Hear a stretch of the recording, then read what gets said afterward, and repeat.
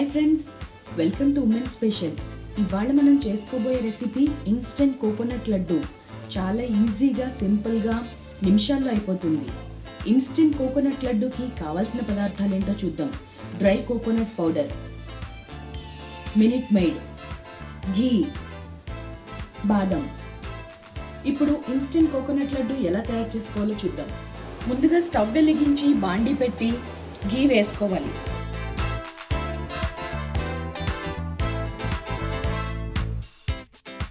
నెయ్యి వేడెక్కగానే బాదం పప్పులను వేసుకోవాలి.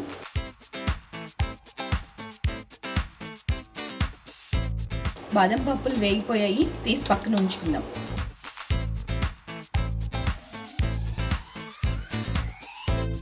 ఇప్పుడు ఇదే బాండీలో డ్రై కోకోనట్ పౌడర్ వేసి వేయించుకోవాలి.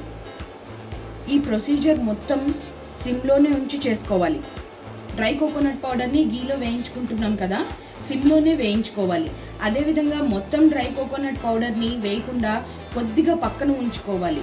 పక్కన ఉంచుకున్న డ్రై కోకోనట్ పౌడర్లో చివర్లో మనం చేసిన కోకోనట్ లడ్డూస్ని రోల్ చేసుకోవాలి. 1 or 2 minutes వేయించుకోగానే కోకోనట్ పౌడర్ రెడీ అయిపోయింది. సో స్టవ్ ఆఫ్ చేసుకుంటున్నాను. ఇది మినిట్ మెయిడ్.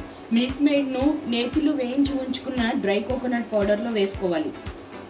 మొత్తం ఒకేసారి వేసుకోకుండా లడ్డు అవుతుందో లేదో చూసుకుంటూ కొద్ది కొద్దిగా వేస్తూ కలుపుకోవాలి. ఈ మిశ్రమాన్ని లడ్డు తయారు చేసుకోవడానికి వీలుగా ఒక ప్లేట్లోకి తీసుకుందాం.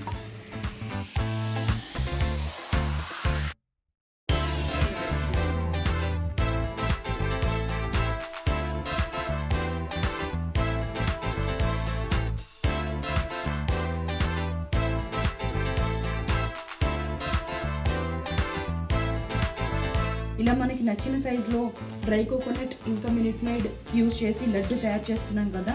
ఫైనల్గా వీటిని డ్రై కోకోనట్లో ఇలా రోల్ చేయాలి.